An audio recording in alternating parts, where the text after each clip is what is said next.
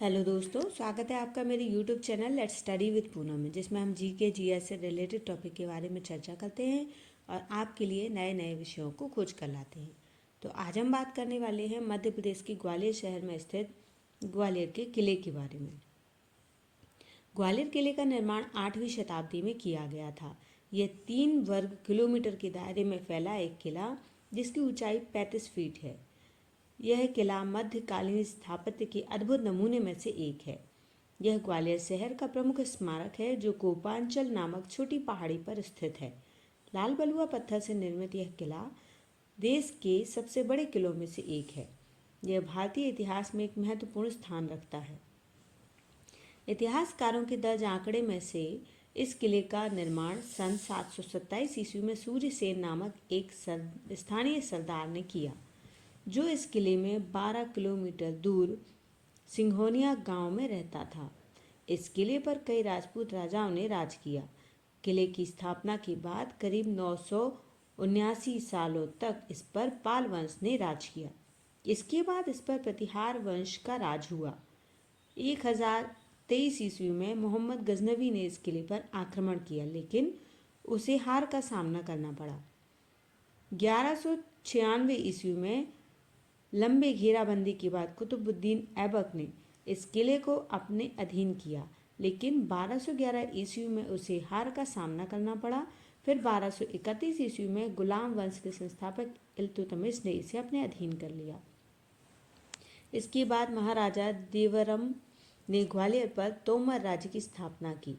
इस वंश के सबसे प्रसिद्ध महाराजा थे राजा मानसिंह, जिन्होंने अपनी पत्नी मृगनयनी के लिए गुजरी महल बनवाया।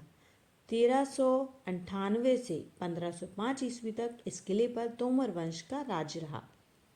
मानसिंह ने इस दौरान इब्राहिम लोदी की अधीनता स्वीकार कर ली थी। लोधी की मौत के बाद जब मानसिंह के बेटे विक्रमादित्य को हुमायूं ने दिल्ली दरबार में बुलाया तो उन्होंने आने से इनकार कर दिया।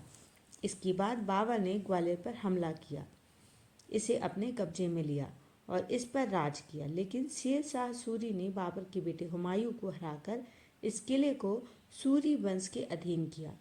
शेर शाह की मौत के बाद 1540 में उनके बेटे इस्लाम शाह ने कुछ समय के लिए अपनी राजधानी दिल्ली से बदलकर ग्वालियर कर दिया। इस्लाम शाह की मौत के बाद उनके उत्तराधिकारी आदिल शाह सूरी ने ग्वालियर की रक्षा का जिम्मा हेमचंद्र विक्रमादित्य को सौंप खुद चुनाल चले गए और हेमू ने इसके बाद कई विद्रोहों का दमन करते हुए कुल 1553 से 1556 के बीच 22 लड़ाइयाँ जीती और 1556 में हेमू ने भी पानीपत की दूसरी लड़ाई में आगरा और दिल्ली में अकबर को हराकर हिंदू राज्य की स्थापना की। इसके बाद हेमू ने अपनी राजधानी बदलकर वापस दिल्ली कर दी और पुराना किला में राज करना स्टार्ट किया।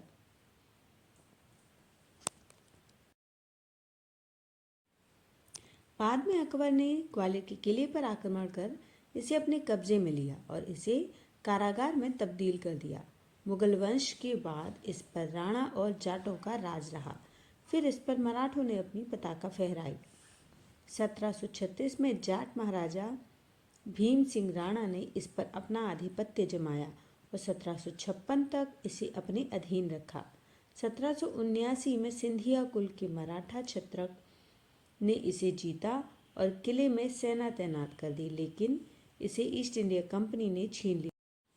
1780 में इसका नियंत्रण गौड़ राजा छत्तर सिंह के पास आया, जिन्होंने मराठों से इसे छीना और इसके बाद 1784 में महादजी सिंधिया ने इसे वापस हासिल किया।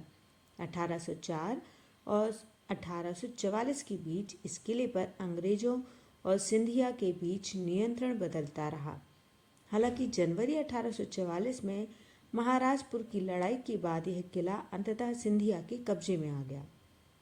1 जून 1858 को रानी लक्ष्मीबाई ने मराठा विद्रोहियों के साथ मिलकर इस किले पर कब्जा किया, लेकिन इस जीत के जश्न में व्यस्त विद्रोहियों पर 16 जून को जनरल ह्यूज के नेतृत्व वाली ब्रिटिश सेना ने हमला कर दिया। रानी लक्ष्मीबाई खूब लड़ी और अंग्रेजों को किले पर कब्जा नहीं करने दिया, लेकिन इस दौरान उन्हें गोली लग गई और अगले दिन 17 जून को उनकी मृत्यु हो गई। भारतीय इतिहास में यह ग्वालियर की लड़ाई के नाम पर वर्णित है। लक्ष्मीबाई की मृत्यु के बाद अंग्रेजों ने अपने 3 दिन में ही इस किले पर कब्जा कर लिया। किला और इसकी चारदीवारी का बहुत अच्छे से देखभाल की जाती है। इसमें कई ऐतिहासिक स्मारक, बौद्ध और जैन मंदिर हैं। महल हैं गुजरी महल, मानसिंह महल, जहांगीर महल, करण महल और शाहजहां महल इस किले में मौजूद हैं। किला मुख्यतः 2 भागों में बटा है, मुख्य किला और महल। इन किलों का निर्माण राजा मान सिंह ने करवाया था। गुजरी महल का निर्माण उन्होंने अपनी प्रिय रानी मृगनयनी के लिए करवाया था। अब गुजरी महल को पुरातात्विक संग्रहालय में तब्दील कर दिया गया है। इस संग्रहालय में दुर्लभ मूर्तियां रखी गई हैं जो पहली ईस्वी की हैं। ये मूर्तियां यहीं के आसपास के इलाकों से प्राप्त की गई हैं। इसके अलावा आप यहाँ तेली का मंदिर और 10वीं सदी में बना सहस्त्रबाहु मंदिर और भीम सिंह की छतरी और सिंधिया स्कूल देख सकते हैं।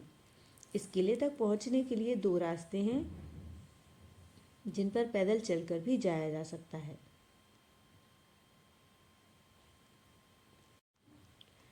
पिछले 1000 वर्षों से अधिक समय से यह किला ग्वालियर शहर में मौजूद है। भारत के सर्वाधिक दुर्लभ किलों में से एक यह विशालकाय किला कई हाथों से गुजरा है। इसे बलुआ पत्थर की पहाड़ी पर निर्मित किया गया है। यह मैदानी क्षेत्र से 100 मीटर की ऊंचाई पर है। किले की बाहरी दीवार लगभग 2 मील लंबी है। इसकी चौड़ाई 1 किलोमीटर से लेकर 200 मीटर तक है। किले की दीवारें एकदम खड़ी चढ़ाई वाली हैं। यह किला उथल पुथल के युग से कई लड़ाइयों का गवाह रहा है। साथ ही शांति के दौर में इसने अनेक उत्सव भी मनाए हैं। इसके शासकों ने किले के साथ न्याय किया, जिसने अनेक लोगों को बंदी बनाकर रखा। किले में आयोजित किए जाने वाले आयोजन भव्य हुआ करते थे, किंतु जोहरों की आवाज़ कानों को चीर जाती है। ग्वालियर किले को पूर्व का जिब्राल्टर कहा जाता है, क्योंकि इस किले को कई सीधी लड़ाइयों में जीता नहीं जा सका। जब भी इस किले पर किसी आक्रमणकारी का कब्जा हुआ तो उसकी वजह विश्वासघात या सालों की घेराबंदी के बाद किले पर कब्जा और राजसत्ता की मजबूरी से किया गया समर्पण ही शामिल है। इसलिए इस किले को पूर्व का जिब्राल्टर संज्ञा से संबोधित किया जाता है। मंदिरों के शहर के रूप में प्रसिद्ध ग्वालियर अपने महलों और धार्मिक स्थलों के लिए प्रसिद्ध है, जबकि महल और मंदिर ग्वालियर के शीर्ष पर्यटक आकर्षणों में से एक है।